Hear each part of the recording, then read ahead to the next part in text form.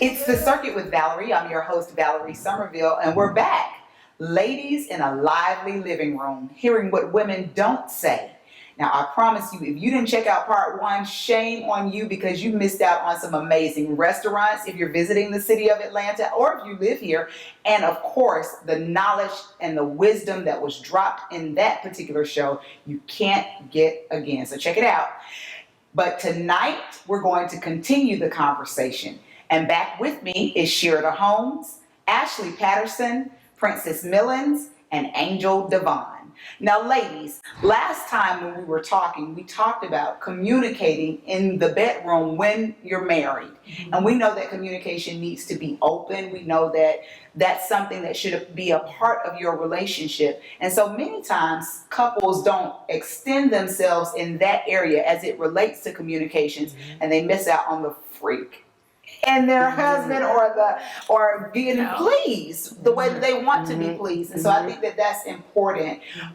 Angel, I know, it's crazy because sometimes people say so many things about that. You have any thoughts on that? Well, so I think you talked about it. I think communication is key.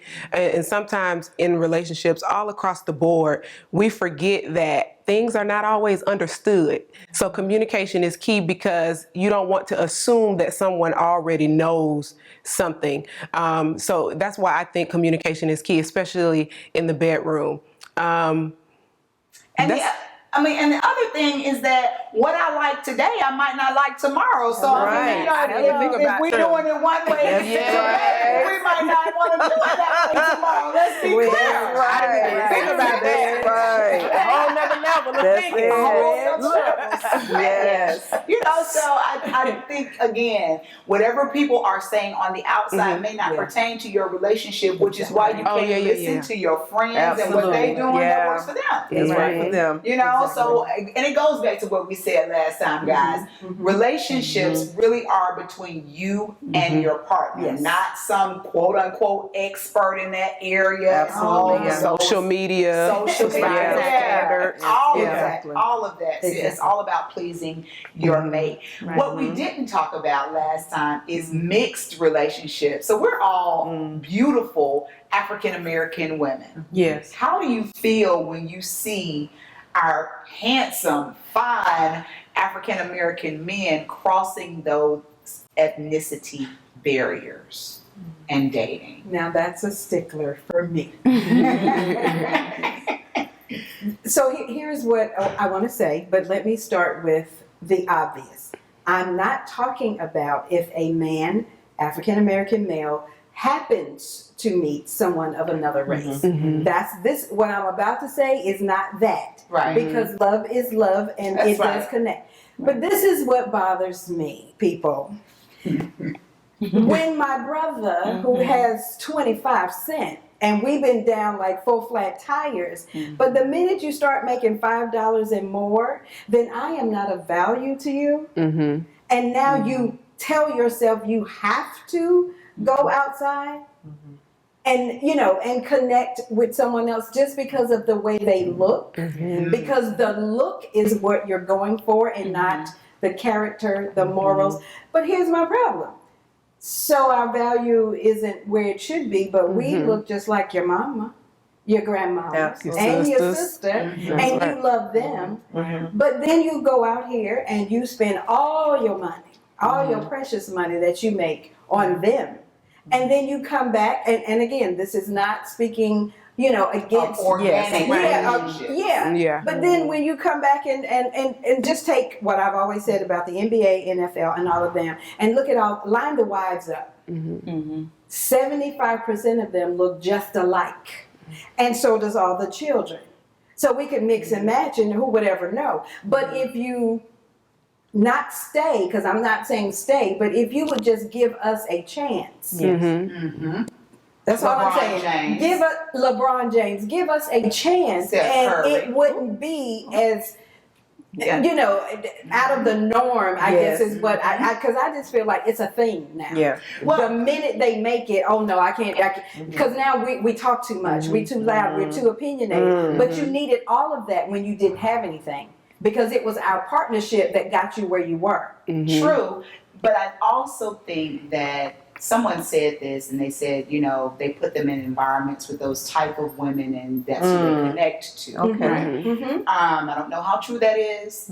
However, I think that when we are in that stage, there's a connection, like we were talking about, that friendship that remains. Yeah. That friendship, when they go away, Exactly. needs to be, that connection needs to remain. Because Absolutely. again, Yeah. when somebody Absolutely. keeps you grounded Yes. outside of the limelight, you Exactly. appreciate that. Exactly. Yeah. You should. And I You know, should. right, you should. And I know that a lot of times they'll say, okay, well, we roll our necks and we have attitude and things like that, and they're more subtle. But I promise you this, if we say things the way that they need to be said, but don't negate saying them, Right. we'll be in some of those places. I believe it. We'll be in some of those places. I believe it. The other thing that I wanted to say is that when they're in those modes, a lot of times we want to still work our careers, and that's fine. Yeah. Yeah. But if they want a family, Right. you have to shift that. Exactly. I mean, it's the same It's thing when fine, they're yeah. not there. You know, Yeah. I mean, when they're there, you understand Yes, what I'm saying? that's right. They want to make sure that those kids are taken care of, and you just Mhm. may not. And then they have the money to afford for you not to To work. That's- that's right. But Exactly. Right. a lot of times, and I love Aisha, what she did, Aisha Curry, Yeah. and she still had her own stuff going on. Yes. So Yeah, it's still absolutely. doable Yes. Absolutely. to do that. It is.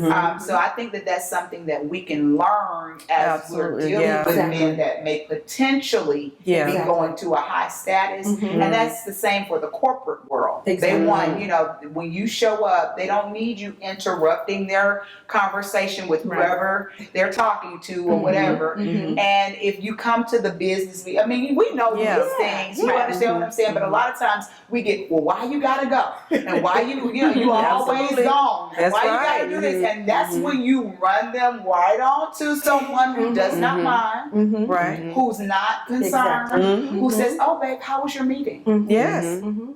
So, Yes. ladies, Mhm. there you go. There You want you to go. that 5-figure man, you be a 5-figure woman. Absolutely. And a caring and concerned woman. How about that? And you just might get an NBA player or a CEO or a successful entrepreneur. Yeah. Yeah. Mhm. That's good. Anybody else have anything? I know I kind of touched That on was a good. lot. Yeah. That was good. We also didn't talk about blended families. That is important. Yes. That's it is. important because when you're bringing two families together, and that's a marriage, Exactly. when you're bringing two families together with children in them, it needs to be navigated very carefully. Definitely. Yeah. Because that can be a slippery slope in the wrong direction. That's Yeah. correct. Mhm. Yeah. When you're blending families. Because the thing is, it's just like in your house, you're raising your children one way. And Yeah. in his house, he's raising them a whole nother way. And then when you come together, the two of you, one, have to be a united front. Yeah. Always. Yeah. Because I will tell you right now, out loud, kids will sabotage Yes, they will. anything you got going on if they are Yeah. allowed that opportunity. Yeah. Yes. And so if the two of them, or the man and the woman, can really get together and really forge, like, Yeah.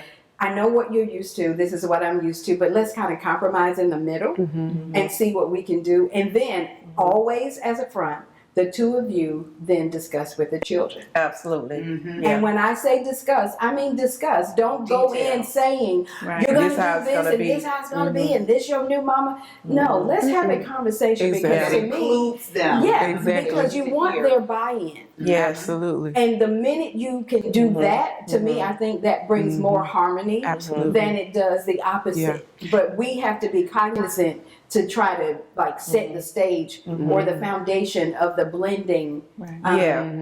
with everyone's buy-in versus Yeah.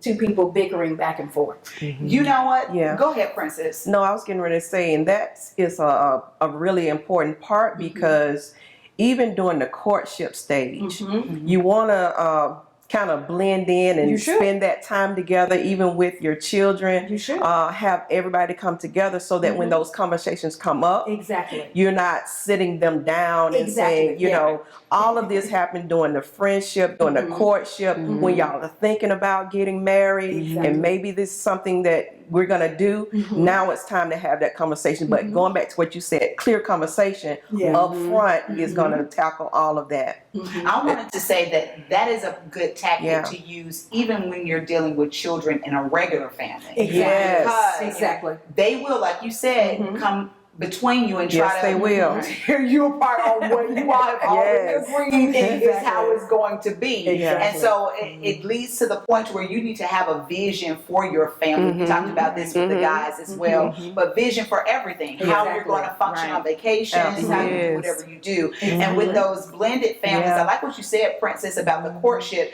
because now the children get to know one another. Absolutely. It's not like, okay, well, I'm meeting her children for the first time, and they have this conversation. And then it just all feels like, wait a minute, Like, who's this? we're all strangers. What did you say? And I was like, then they'll have an option to rebel at that time, Right. Because if you're just bouncing something on them, they will not appreciate that. They'll resist. Yeah. Now, when do you do that? Like, introduce. If you have a teenager, and maybe the other may have a 5, 7, or 10-year-old, when do you go on those? So I think Together. it goes back when we were talking about the communication last time, and after that 6 months, and you all are beginning to ask those questions, and then maybe after a year, you know, now we really know where we're headed. Right. Now I can bring the kids into this, and you know, of course, you've already talked about you had kids. Now they can go with us when we go. You know, to the movies or we're going to dinner or, you know, whatever. I think you have to give that time. You with your accelerated self, you might do it. And I'm just, you know, recalling what we talked about. You may do it at the, maybe at the not 10-month. Right. You know, instead of the year, you know, but you gotta wait. You gotta wait. The thing about the waiting too is because having had that happen before, you want to make sure that you're not introducing children too soon, because the younger the child is, they really could have an attachment to you. But if the relationship is not secure, then now that child also experiences that breakup. And that hurts. And that hurt. And then if no one is explaining or anything, then that child is feeling like, well, maybe it was me that they didn't like. You know, and so that's why, I mean, it sounds like it's a long time, but it's really not when children are involved, especially the younger ones. You can surely introduce teenagers a little sooner, but then you have to also judge how mature are they. Because it's not going to always be like, oh, at 13 I can do this, but if she's not a mature 13, I may would hold off, you know, or whatever. It's always about safeguarding your child. You know your child. You know how they function, you know, and what maturity level they are at. So it's just about the safeguard. And then also too, just making sure that the relationship is, like we said before, rock solid. Before you do that. Before you do that. And I wanted to say something about the children. You said something, Sherida. You said getting their buy-in. One of you said getting their buy-in and asking them. And I think that is really key because in the Black family, what I have noticed is that kids don't really have a voice because we're told, shut your mouth, get out of the room, you know, this is grown folks talking, and that does have its place. But I think in order to build a healthy, well-rounded child, they need to be included in certain conversations so that when they get into the world, they can know that they have a voice, and my opinion matters. And you can build a well-rounded adult that feels like, I'm gonna talk when I need to, and they won't build codependent relationships, you know, and feel like they're heard in any relationship. Exactly. That's good. That's really good. And that could go well into the classroom, how kids respond. Oh my goodness, absolutely. I see it all the time. So it's like, okay, this has a trickle effect. It does. Don't do that. So to all the parents out there, make sure you're listening to your children, just in general conversations, because sometimes kids just feel like, my mama too busy, she not listening to me. And then, you don't care. There's some sympathy there. And they internalize all of that. So now I got an offense against my mom, and that hasn't, you know, resolved in those type of things. And it affects your confidence. They won't raise those students. They don't raise their hand in class. Right. You know, they don't feel like their a voice or opinion matters. Kids need the confidence and the courage so that they can know that they're heard. Even when it comes to the classroom and raising their hand, that starts in the home. That's molded and it's shown or indicated in the classroom. Exactly. Absolutely, absolutely. And it tends to spill over too, even into how they approach things. Right. You know, because I could be a bold, bodacious, fearless child if I had the ability to communicate. Exactly. I could be an amazing student. I could be much more. My potential will come out. Is what I'm saying. If I was free to do that. So I think that that's very important. What about this, guys? We talked about all of the blended and all of that. What do you do as a parent? And I'm talking to the parents, but I want to hear everybody's opinion on this. What do you do as a parent when you don't approve of your child's relationship and they're grown? Okay. Let me say this. Come on, Let me mother. tell you, as they say, let me tell you what you go not first. to do. Yes. What not to do. Typically, when your children come bring someone home, and we have the radar, and we know Yeah, we do. that one is not for you. You have to refrain from immediately saying what you don't like about that person. Start with things that you have to find that you like about them. He's tall. He's tall. Look at that. Because in my mind, I want to say a whole lot of other things. But I have found out that the more I disliked someone, the more they loved them. So I have to walk a tightrope. And then, but what you do is, because I already know that he's not for you, he's going to do something crazy. And so when he does and you come home talking about it, so then we can talk like girlfriends. And the first thing I say, now if I was you, I would go on and get rid of him because see, he's not going to do right. Because you're mad with him right now. And I play that part of it. She's the emotional part. Let's talk like girlfriends. I'm like, let's talk like girlfriends. Exactly. Because if I'd have started out by saying what I didn't like, she's going to reject it. You're just being a mom. You don't like anybody. But if I flip it and wait for her to bring me the problem, because I know it's coming, you know, and then I help her see, or him see, this is why this is not for you. Now the hymns, a little bit more trickier. Because when they come in with someone that you don't approve of, see, it's the look that I can give. Very stoic. Very. What's her name? Yes. Oh, interesting. I can do that with the boy because the boy wants my approval. But again, I can't say too much. I just have to be very stoic about it and just okay. Nothing more. Because what he's going to do is go in his mind and start thinking like, okay, well, what did she like? Well, what did she do? What did she say? And then it'll take him a week to come and ask me. To come to ask. He's gonna ask you. Ma, tell me for real. And then I can just, well, I just kind of noticed, but you know, if you're fine with it, it's no problem. You see how that's going to make them not be on the defensive. That's good. Right, that is those are good tactics. But I guess here's my issue with some of it. Sometimes we have preconceived notions about people, and you don't find that real authentic person until you give it time. Exactly. And so That's that it. person might be a great individual. And if it's your first time meeting them just based upon what you see, you may miss out on a jewel. Exactly. So That's why you wait. That's what you just wait and just Okay, so then let's help the parents here. Let's help the parents. How long do you observe? If they date them a while, I give it a month. Because again, the representative is going to come first.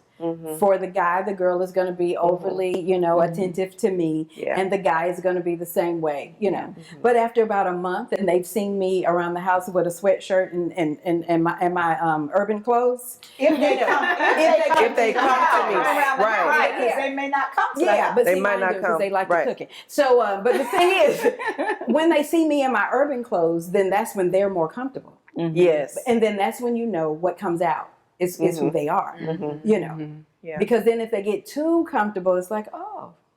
And then, like you say, but if they're still who Yeah. they are and everything they've represented is still the same, then it's like, okay, 2 thumbs up. Yeah. And as the parent, it's a waiting game a little bit sometimes. It is. And you gotta be careful, because Yeah. if you rush in too fast, Yeah. you can really cause even some damage with you and your children. That's right. Right. True. For somebody Trust that's not even going to issue. be That's what I was around getting ready a to while, say. but Trust. yeah. Uh-huh. And they have to know that they can come to you with those Absolutely. things. And that's the one thing Yeah. that I can say for me.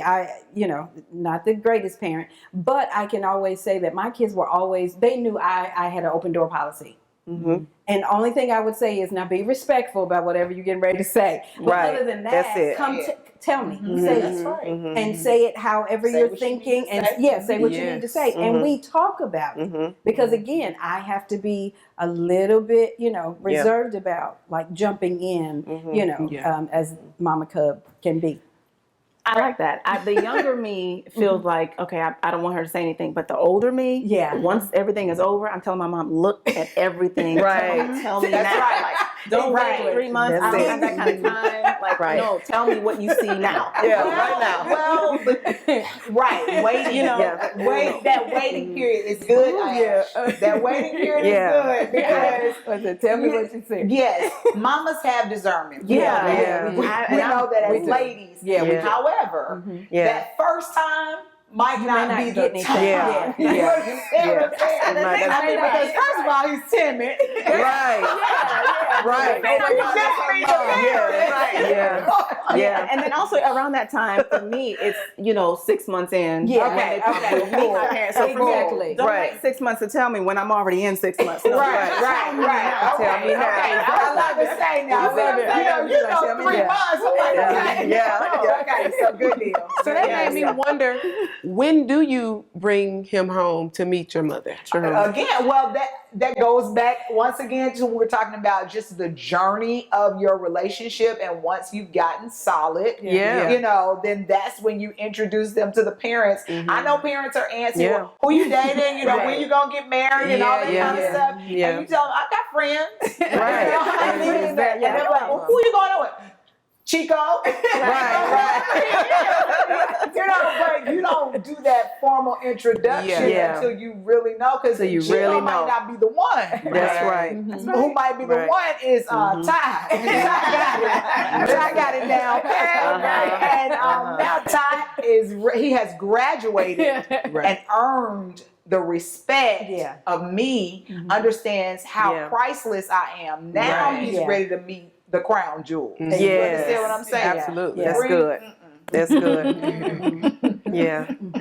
So I think these conversations, and we said this last time, but these conversations need to be had. Yeah. Ladies, what can we do to create those type of conversations? I know you talked about your nieces, but maybe what kind of forums could we create? I think it needs to be some kind of forum where we just have. I definitely think Yeah, so. absolutely. I think it's. I think so, we too. need to be more Yeah. upfront and forward thinking about that, because they are our future, They are. Absolutely. and so the better we can set them up, the Yeah. better for us.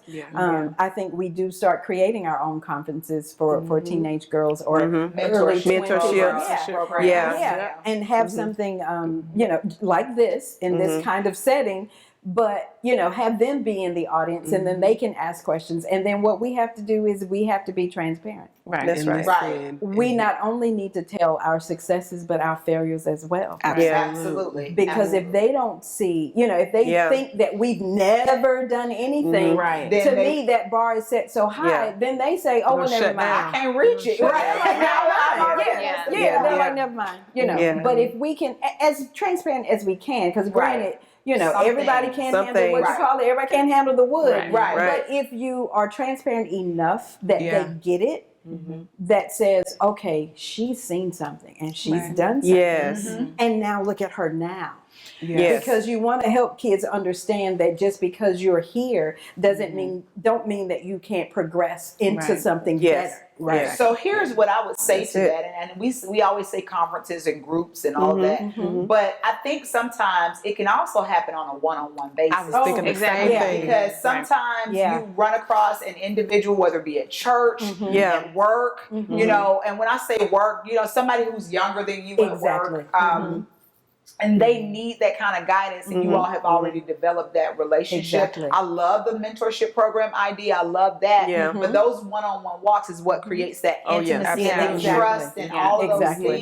things that's needed to pass that information along. Exactly. Ooh-wee. That's good. I love it. That's Me too. legacy. That's being good. built. That's legacy. Yeah. That's legacy. That's And we'll talk legacy. about that a little bit later. When I was your age, I was just like you, fascinated by stars.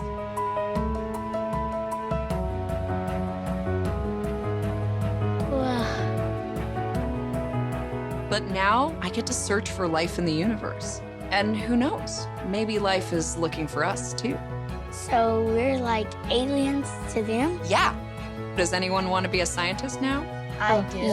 Awesome. We need more girls in STEM. Maybe we can find aliens. Today I'm going to talk to you about physics. Come on in, girls. Let's go. This is the first rocket to get humans to Mars. Really tall. I'm a rocket structural engineer, designing and building parts of the rocket. You are the generation that will be stepping foot on Mars. Do I have a group of astronauts on my hands?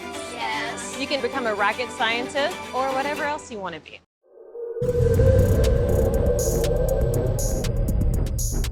Buddy, it's your main man Raspy at B2K. This is Louis Guster Jr. Hey guys, it's your girl Carly Red. Hi, I'm Kudzu World, drummer for the 85 South Show. And you are watching the BTV network. Keep watching. Keep watching. Keep watching. Keep watching.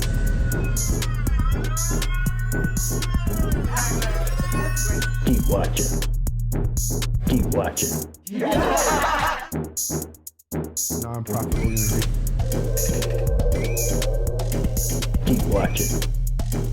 Keep watching. Oh, jackpot. Keep watching.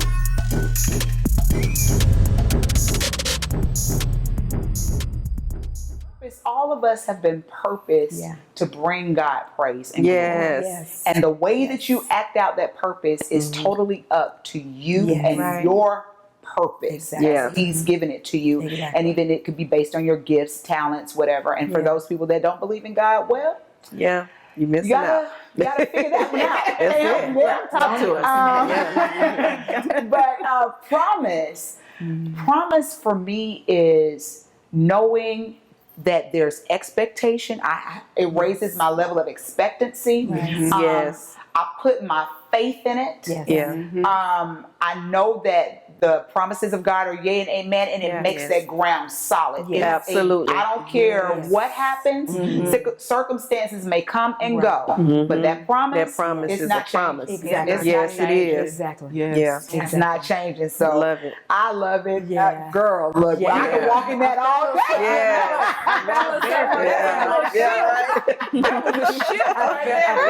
it was.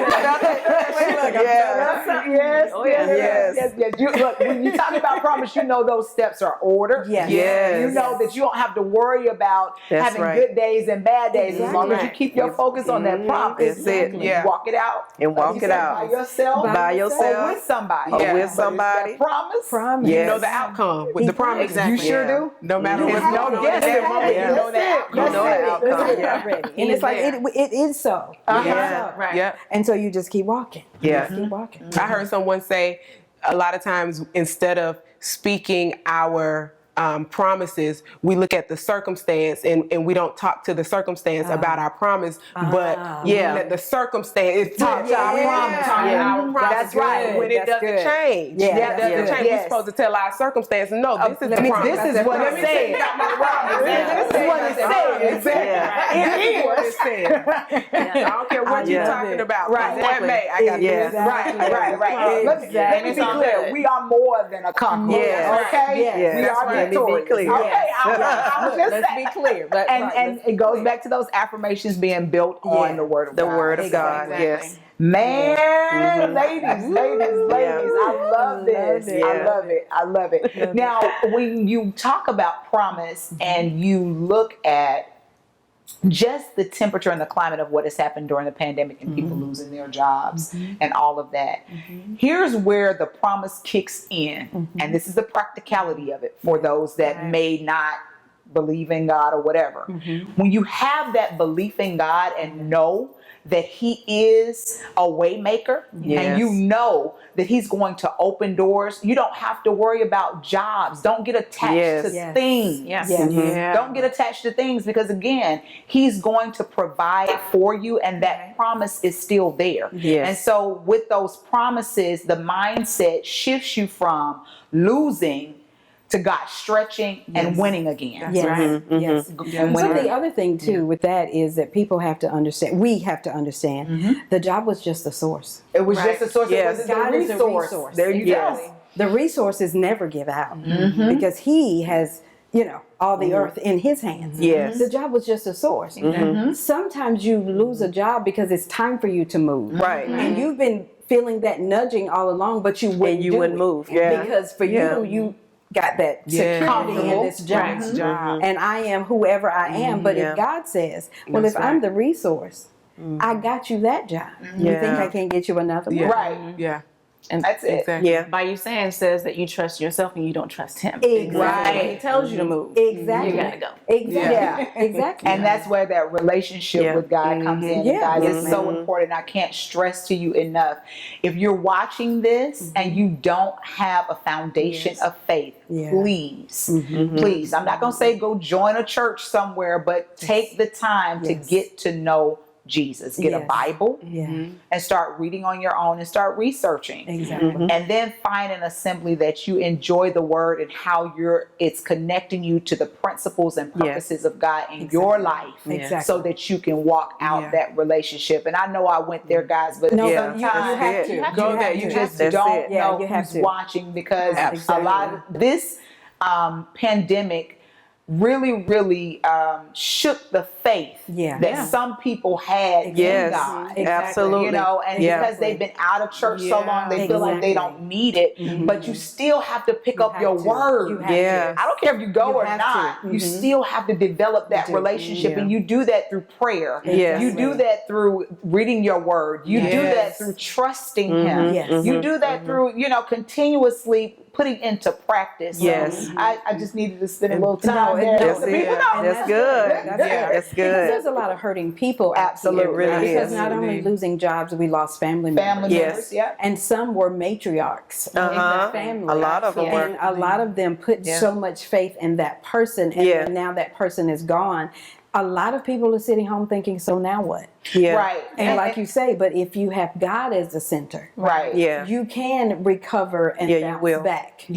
Absolutely. And it's been, I've heard a lot of stories of people just, like you said, their faith is just wavering right now. Because for some people, being at home alone, because I feel for all the single people. Now I enjoyed being there by myself, but for some people though, it was too much. It was too much, because everybody can't handle the quiet and the isolation. Well, but that goes isolation. That goes into being able to appreciate who you are and quietness. But I want to go back to the grief piece because grief is a process. And we talked about that with the guys. But when you're dealing with grief, and it's not just a family members, it's friendships, it's jobs, it's anything that you lose. That's lost. Absolutely. You got to know how to properly process that. Princess, can you speak to that a little bit? Well, I can speak to grief a lot. I've lost a lot in my life. The recent thing that I lost, even before this pandemic, was my son in 2018. At the end of 2018, and it really took the life out of me, just about. But I think for grief, it is a journey. It's nothing that you're gonna get over. You're not going to arrive. But what you will do is you will live better. And you will live in a positive way. And then you will live in a way that now your legacy would be to carry on that person.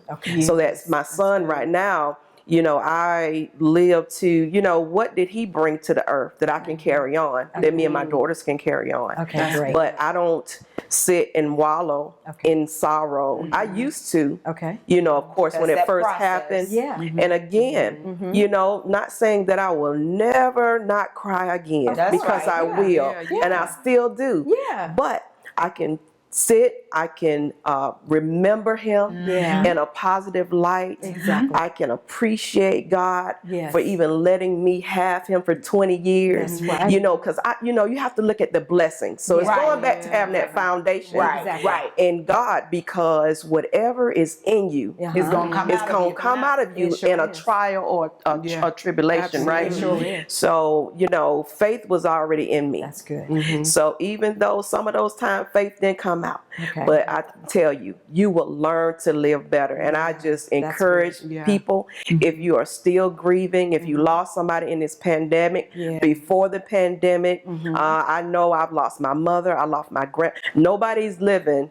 My grandmother's grandparents all gone. My mother, my dad is still living. And I lost my son, of course. I've been through divorce. I've lost a lot in my life.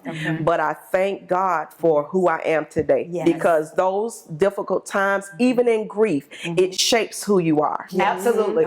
This is what I wanted to say about that. And the reason why I went to her is because she took those moments and she created organizations around her son, things that she does voluntarily around her son. And that is a great way to start his legacy in the earth. And I've seen other widows do that as well. And they really start doing things in honor of their husband. And it creates that legacy. So that's something that you all can consider in whoever's watching. Take those moments, not say you're gonna cry all the time. You know, you will cry. Yes, you but will. you don't have to stay there. Exactly. Yes. Make it a moment that you do something memorable in this earth realm that your son, your husband, your grandmother, your mother, your uncle, your father, your loved one would have done. Yes. Can I add something to that? Absolutely. And I appreciate you for sharing that, and thank you too. That has to be tough. And you said something that is key, though.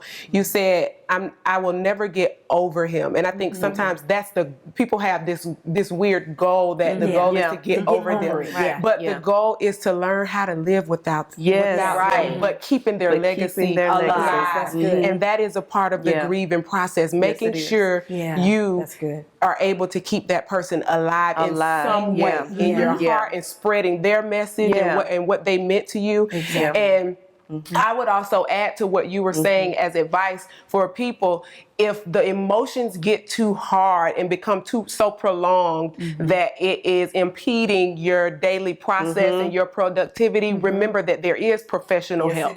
Sometimes grief has caused pathology. And so you want to definitely deal with anything unresolved. And it's not always relegated, like you said, to death. Any type of loss. Divorce is a death. And so those things need to be processed sometimes with a therapist who's trained to get those answers out of you and help you to progress to the next parts of life. But thank you so much for sharing that. And that process may not look like the same thing for each person. No, it's unique. Right. You know, it's very unique. So that's really something else that you have to keep in mind. Absolutely. Yes, it is. You can compare stories and have support, but walking it out, whatever your therapist may say, counselor may say, walk it out and walk it all the way through with those steps, because it's important so that you can be made whole so that you can be healthy and return back to your new normal. That's right. That's a part of mental health. Absolutely. Absolutely. It is. Exactly. We have got to continue conversations in our homes, conversations in our community, conversations amongst our friends about how we can continue to move the needle in some areas. In Georgia, we know it's voting rights. And it's a big thing now. And so it's not the time to be silent, it's the time to be strategic about what's happening. So what would you all say are some strategies that we could employ in our communities to continue to move that needle. Now, of course, we're going to go vote. We know that. Yes. I would say making sure we're in contact with our local representatives. And I know sometimes we think that must be hard, but it's really not, because they're so accessible. They're so accessible. You can find them like you can find us on social media. They're the people that live next door to us, because usually your representatives live in the neighborhood that you live in. And so just finding out where they are. And we live in a social media age. So I think making sure we're having these conversations on social media in our communities and with our tribes of people who listen to us, who we have influence with. Just keeping those doors of communication open, but making sure we're reaching out to those people who have the say so. And the power. And the power. To change. You may have one, I call it militant child in the house that wants to be on, fight the power. But then if they're not spreading that to everyone else in the house and then spread to your families, I feel like sometimes that's where the push kind of slows down. And I think if we even focus, once we find the representative, like get your family members also involved and make it a game, or make it, a challenge to say, if you go out and get these many votes, or you send these many emails or these many text messages, somebody's going to cook a cake, your favorite cake or something, because you want to get, again, the buy-in of your family so that when it is time to go vote, you're not just asking them or talking to them about it at that point. Like you've already made like this little kind of game, and as we're leading up to the next thing, we'll be ready to go out. And because if we don't vote, nothing's going to happen. Nothing's going to change. Yes, very true. I also want to say this when you were talking about reaching out to your councilman. Sometimes when you go solution oriented, it gets pushed along faster. Right? So don't go complaining. Just talk about the problem. Put it out there, the problem, but the solution, what it looks like. How can we best walk this out for our community, our area? And then when you talked about buying from families, not just buying from families, is this something, it could be something, and everybody's not close with their neighbors. But it could be something that you could talk to your neighbor about and see if you all can work together in your area to get that envelope pushed even more. So that's important. A good idea. That's a good idea. Really good idea. Always solution driven. Always. And as we are solution driven, I know even for myself, I can come clean on this, to be more educated about what's going on. Yes, not only you know what I'm saying? No, that's good. Yeah, because a lot of things, it happens and then it seems to die off. But I think being a little bit more intentional about being educated myself about what's going on and what's what, even the laws and all this kind of stuff, even reaching out to the council people, about just having some type of education, not even for me, for elderly people. Because when we go to the polls and they have those questions up there, we don't know. They have almost like the King James version of the question, right? And I'm like, what am I voting for? What is this 1592? What is this? What is the impact? Right. So being more educated about it. Absolutely. That's good. That's good. And that could actually happen in a community setting. I know we're not meeting just yet, but at some of your YMCAs and things like that, community, wherever, clubhouse, if you're in apartment building or whatever. But I think it's important that being intentional. When you listen to the news, just one fact. What are we doing in this area? It doesn't affect my area. Okay, it affects my area. And then I need to know. Okay, let me do some research on that. Because sometimes when you just be in the midst of a day, and you're just watching the news, you cooking dinner, whatever. But I need to pay attention to certain things. CNN talking about my hood. You need to pay attention. Talking about my hood. Absolutely. That was right up the street. I didn't know. Well, ladies, this has been so informative, and great information has been given on tonight. And to you, the audience, I hope you enjoyed the second edition of Ladies in a Lively Living Room, hearing what women don't say. I want to thank you, Sherida Holmes, Ashley Patterson, Princess Millens, and Angel Devon for hanging out with us. And I'm The Circuit with Valerie on IG, The Circuit with Valerie on Facebook, and Valerie Somerville on Facebook Lady Valerie D on IG. Thanks so much for watching The Circuit with Valerie, and we hope you enjoyed. Have a good night.